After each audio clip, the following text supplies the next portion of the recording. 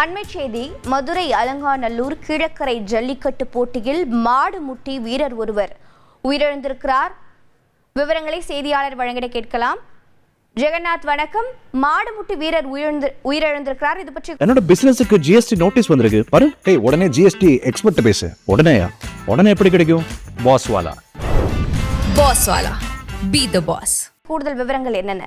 வணக்கம். மதுரை மாவட்டம் அலங்காநல்லூர் அருகே உள்ள இந்த கீழக்கரை கிராமத்தில் கலைஞர் நூற்றாண்டு ஏறுதழுதல் அரங்கத்தில் தமிழக முதல்வர் ஸ்டாலின் அவர்களின் பிறந்தநாளை முன்னிட்டு ஜல்லிக்கட்டு போட்டி நடைபெற்றுக் கொண்டிருக்கிறது.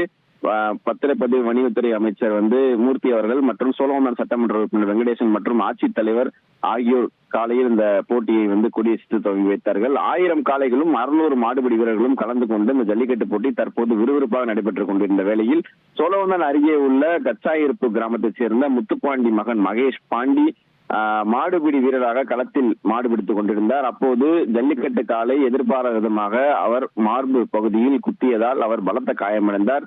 உடனடியாக அவர் அங்கிருந்து மீட்டு முதல் உதவி சிகிச்சை அளிக்கப்பட்டு அவர் 108 ஆம்புலன்ஸ் மூலம் தற்போது மதுரை அரசு ராஜாஜி மருத்துவமனைக்கு அனுப்பி வைக்கப்பட்டார். ஆனால் அவர் அங்கு சிகிச்சை பலனின்றி உயிரிழந்ததாக தற்போது தகவல் வெளியாகி இருக்கிறது. ஜல்லிக்கட்டு போட்டி விறுவிறுப்பாக நடைபெற்ற நிலையில் தற்போது ஜல்லிக்கட்டு காலை குத்தி இளைஞர் பரிதாபமாக உயிரிழந்த சம்பவம் தற்போது இந்த ஜல்லிக்கட்டு மைதானத்தில் அனைவரையும் சோகத்தில் ஆழ்த்தியுள்ளது என்பது குறிப்பிடத்தக்கது. உங்களுடைய தகவல்களுக்கு நன்றி ஜெகநாத்.